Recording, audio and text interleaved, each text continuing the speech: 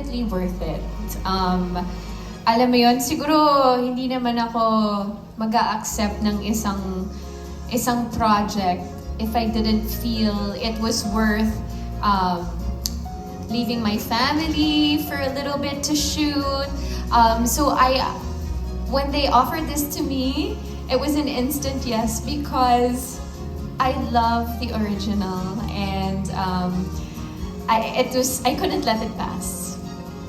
Actually, bibigyan namin kayo ng konting insider story because nalaman ko. Yung malapit na rumolyo si Direk B para sa para dito, and it's okay to not be okay. Yes. Carlo? Yes po, thank you. Thank you for being here and I'm pretty sure magkikita-kita pa ulit tayo by next year. Thank you.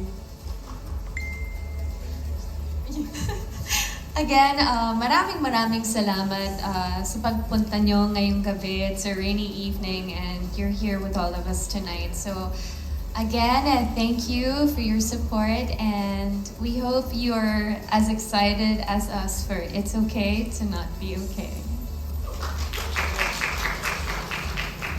Ako po ay nagpapasalamat ulit sa pagbigay niyo ng oras and sa suporta niyo, maraming salamat din po. And sa lahat na nanonood, abangan niyo po, It's Okay to Not Be Okay soon. Again, like what everyone said, thank you so much to everyone for coming here. For those who are watching, thank you so much for your support.